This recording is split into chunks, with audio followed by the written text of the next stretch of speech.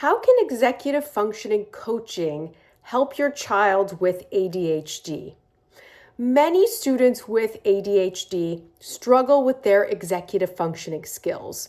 These skills include planning, organization, time management, task initiation, and other related skills. As students progress through school, the executive functioning demands will only continue to increase rapidly. So, the sooner you can teach your child strategies to build their executive functioning skills, the more likely they are to be successful in school. Now, some parents can help their own child and teach them strategies to build these skills, but other students respond better to a third party, an executive functioning coach or tutor who can work with them in building these skills, which often helps save the relationship between the child and the parent because they often butt heads when trying to work on these strategies. So let's delve into some strategies that can help your child build stronger executive functioning skills. The first one is time management. Now, of course, there are many different strategies that we can use for time management.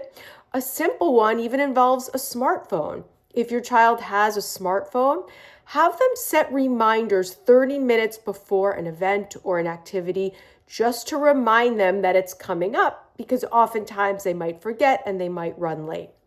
Another great strategy for building time management skills is what we call the ET versus AT strategy. ET stands for estimated time, and AT stands for actual time. Let's say your child has a worksheet to complete for school or a paragraph to write. Have them start by thinking of the estimated time, the amount of time they think it will take to complete that task, and have them write down the ET or the estimated time. Then have them keep tabs, keep a timer on how long it takes them to actually complete the task, and write down the AT or the actual time. We find that students who struggle with executive functioning skills, who have difficulty with time management, often show a big discrepancy between those two times initially. They really aren't quite sure how long things take to complete. But the more they practice this strategy, the more we draw their attention to how long things actually take to complete, the more their time management skills will start to improve. And of course, as they move through school, they're only going to receive more and more assignments, have more and more tests to study for. So the earlier we can help them build stronger time management skills, the better it'll be for them moving forward. Next is a study space. It's really important that your child with ADHD who struggles with executive functioning skills has a set study space for where they work every day, every time they sit down to complete their homework. Now, this should ideally be a desk in their room if that's available, but it can also be a spot at a communal table, like a kitchen table, as long as it's consistent and as long as they always have the supplies that they need for completing their homework in that space. If it's their desk, make sure that they always have paper, pens, pencils, their computer, highlighters, whatever they may need for completing their homework on that day. We want to make sure we avoid having them wander around your home looking for supplies that they need mid-session, which ultimately leads to distractions and they lose track on where they're at with their homework.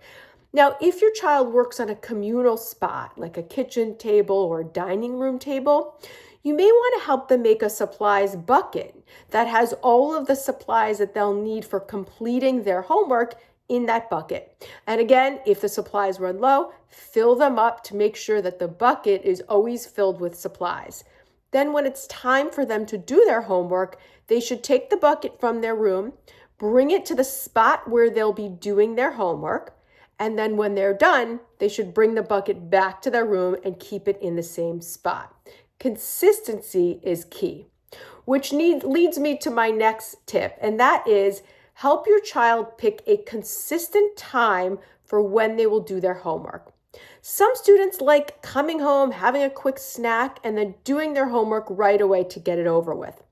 Others might want a physical activity break or a longer break before they begin their homework, and some might like doing their schoolwork closer to dinner time or right before dinner.